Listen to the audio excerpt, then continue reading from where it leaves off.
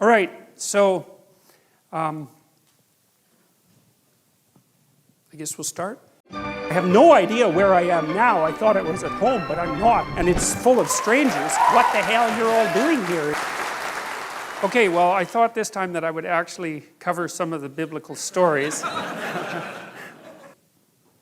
The Bible is a book forward and backwards. It's something like that. It's more complicated than that, but it's something like that. And then we can act like we understand each other even though we don't. It's not like it's bloody obvious. Here's how the book opens. In the beginning, God created the heavens and the earth. In order to understand it properly, you have to actually look behind it. So, too bad for me.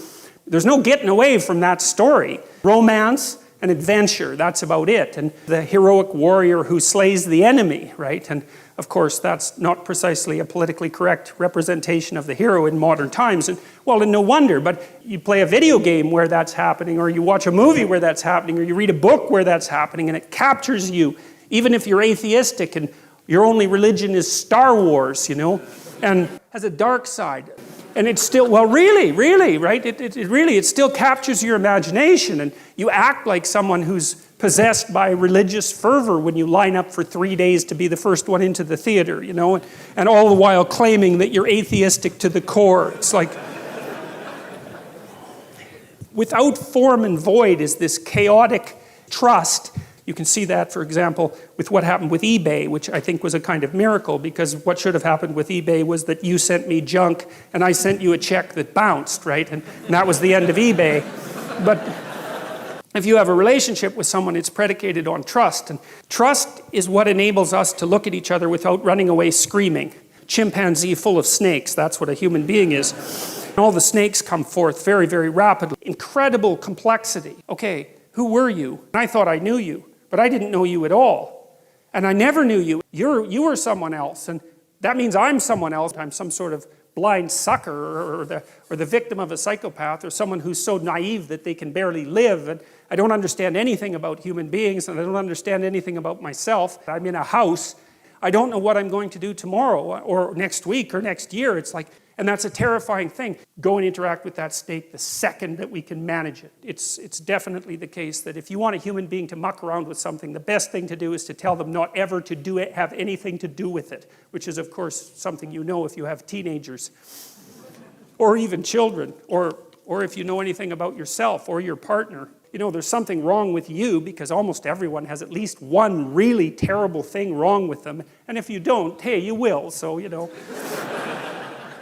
So, you know, that tragic sense of being is there with people all the time. And it's also the case that in my experience, like, I rarely meet someone who says, hey, you know, I'm doing everything I possibly can, I'm a hell of a guy, and I can't see how I could possibly improve, you know? You meet someone like that, you think they're narcissistic, right? And you're right. And so the metaphor of having your eyes opened is the same as the metaphor of coming to consciousness. And as soon as Adam and Eve come to consciousness, they realize they're naked. And, you know, the classic interpretation of that is that it has something to do with sexual sin. And I don't believe that. I don't believe that that's what it means, although there are elements about that that are relevant. It's more that to realize that you're naked, it's like, you know, if you dream that you're naked on a stage in front of people, that's not a sexual dream, man, unless you're some kind of strange exhibitionist, right? It's you want to cover yourself up and get the hell off that stage as fast as possible. It's mysterious, you know, listening to this lecture and reading Jung, because Carl Jung was very, very helpful in this, because God said, the best we've managed so far is some parrots, right? That's mind-boggling, because like, how big is the brain of a parrot? It's like that big. And so that shows you how much we know about brains. But I know they're small and all that. But we're just like ants on this little trivial planet out on the edge of one of 100 million galaxies. And what's happening here has no cosmic significance. But human beings are amazing creatures. I mean, just a casual walk through YouTube and all those crazy kids that climb cranes and do that. What's that? Yeah, parkour, man.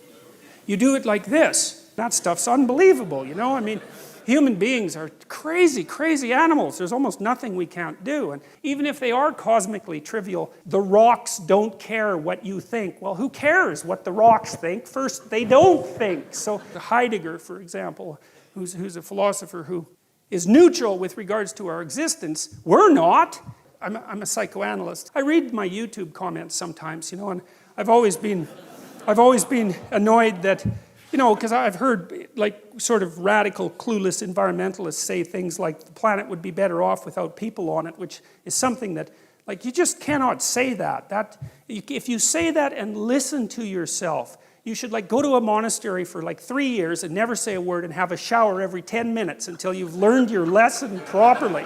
You know, you can't utter a more genocidal phrase than that, you know. And of course you always do it in a display of your care for the world. It's like, well, if we just didn't have any people, it's like, well, we'll just line them all up and shoot them with machine guns. No, it's really sickening. It's appalling.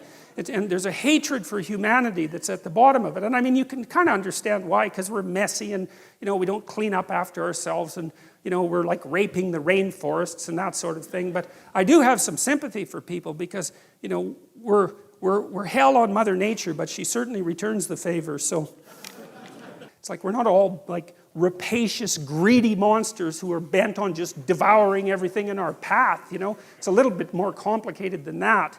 So, all right, anyway, so let's go to the next part of this here.